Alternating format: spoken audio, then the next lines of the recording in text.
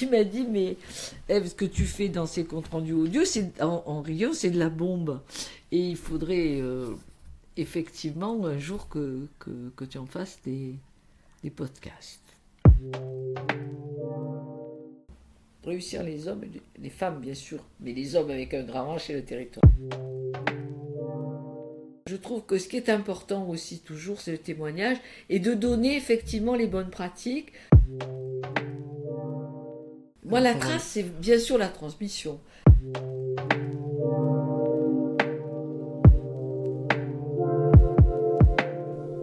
Alors, on pourrait parler de la genèse de ce projet. Qu'est-ce qui nous a inspiré pour créer ce lieu audio pour le moment d'échange à destination, on pourrait dire d'ailleurs à destination de qui on voudrait viser à travers ce projet qui s'appelle Trace. Alors l'idée, moi, m'est venue, elle est venue de quelqu'un qui m'a suggéré cela, qui était mon club d'apprentis patrons, là, qui sont devenus patrons. Et après chacune de nos rencontres, j'ai pris l'habitude, sous la demande de certains, de ne pas écrire, mais de faire des comptes rendus audio, pour qu'ils puissent les écouter plus facilement. Et l'un d'eux m'a dit, mais... il m'a dit, mais Ève, ce que tu fais dans ces comptes rendus audio, en riant, c'est de la bombe. Et il faudrait effectivement un jour que tu en fasses des podcasts. Et alors c'était drôle parce que j'ai pris en riant. Et puis en fait, là, quand je t'ai retrouvé, et que je me suis... qu'on s'est retrouvés tous les deux et puis on s'était dit depuis des années qu'on avait envie de travailler ensemble, mais c'était évident que je n'avais pas envie de faire ça toute seule, que je ne pouvais pas le faire avec eux parce qu'ils ont bien d'autres choses à faire, mais qu'on a exactement la même... ce que tu disais, la curiosité des ressources humaines. On a eu une collaboration depuis des années, pendant des années, qui a été fructueuse parce que tu as toujours le bon questionnement et que tu m'as toujours beaucoup aidé à préciser ma pensée. Et qu'en plus, tu as la technicité pour nous aider à faire tout ça. Et je me suis dit, mais c'est tout à fait avec Jérôme que j'ai envie de laisser des traces audio. Et des traces, effectivement, pourquoi la trace ? Pourquoi cette prétention-là ?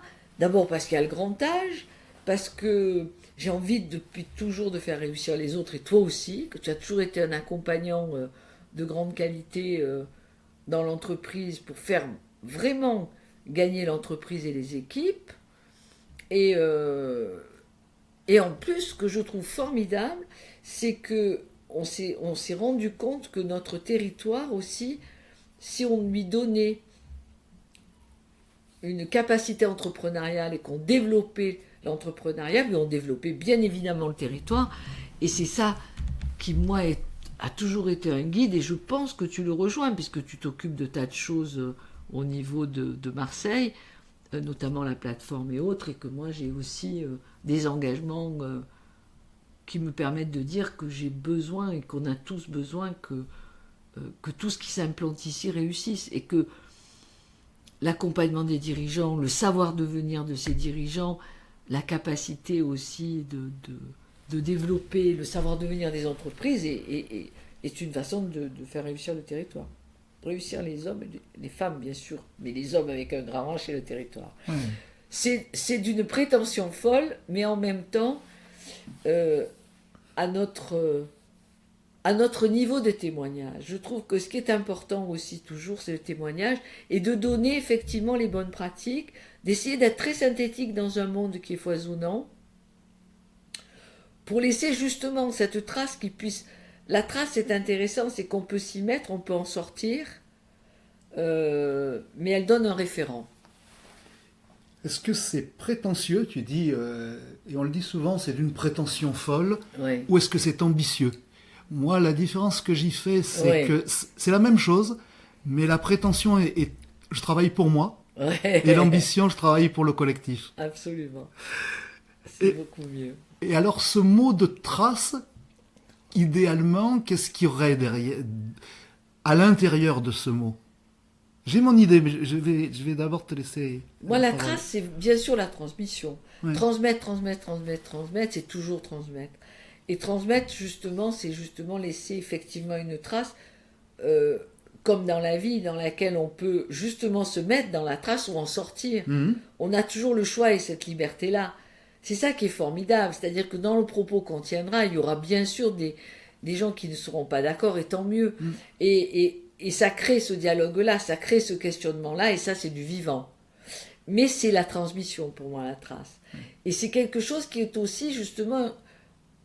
Oui, c'est une forme de référentiel, mais fondamental.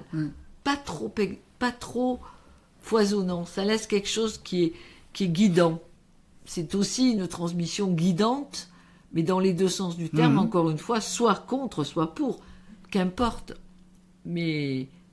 Voilà, c'est à ce à quoi je pense. Et toi? Dans la trace, pour moi, il y a au moins deux aspects. Ouais. Il y a indiquer une direction.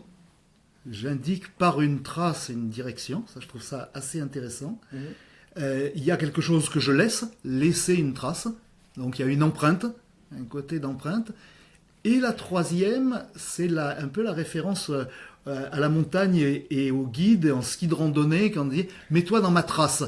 Et là, c'est aller suivre une personne inspirante, un guide.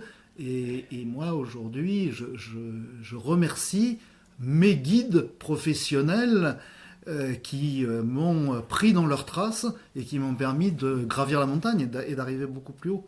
Absolument. Voilà. Ben, c'est très beau parce que c'est tout à fait ça, la trace. Et alors, l'idée du format de trace, comment tu le verrais, toi? On parle d'enregistrement audio, on parle de témoignage audio. Comment ça va se passer? Moi, j'adore l'idée d'échange avec toi, de ton questionnement, parce qu'il m'est très important. Et il m'aide à préciser ma pensée.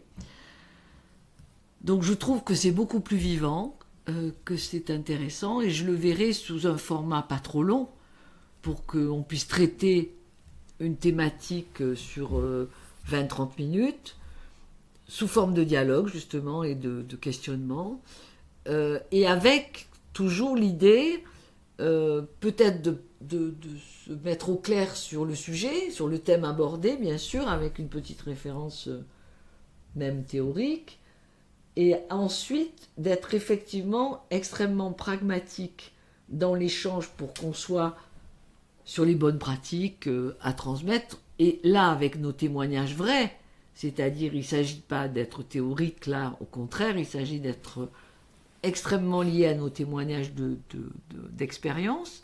Puis on a justement l'expérience aujourd'hui, et moi notamment avec mon grand âge, mais tu en as pas mal aussi. Donc c'est je crois, très important. Et puis peut-être à la fin, peut-être pour raccrocher à ce que tu disais de la trace, c'est être extrêmement synthétique sur quelques éléments qui seraient au fond une forme de direction ou de guide ou quelque chose à laquelle les personnes ont peut-être envie de s'accrocher. Je pense que ça peut être aussi un format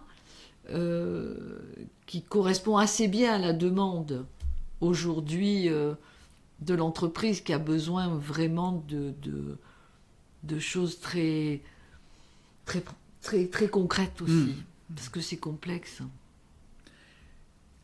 Alors, quels pourraient être les premiers thèmes qui seraient abordés? Est-ce qu'il y a déjà des idées? Alors, j'allais dire, l'enveloppe générale part d'un postulat, en tout cas d'une hypothèse ou d'un prérequis personnel, qui pourrait être que, au fond, la personne en elle-même, pour moi, dans le travail qu'on a à faire, alors ça vient peut-être aussi de ma forme de ma formation de base, mais en fait, je milite pour que la personne soit prise en compte dans son équilibre général, en santé physique et morale, en gros, pour exercer au mieux son rôle d'entrepreneur ou de manager, Et c'est là où je parlais un peu de l'écologie du C'est ça l'écologie. manager. C'est Voilà. cette écologie-là dont tu parles. Qui m'importe au plus haut plan. Voilà, c'est cette forme de prérequis qui pourrait être, pour moi, une façon de prendre les choses. Donc ça, c'est un peu l'ombrelle générale, le parti pris en tout cas. Ensuite, je pense qu'il est intéressant de traiter d'un certain nombre de sujets.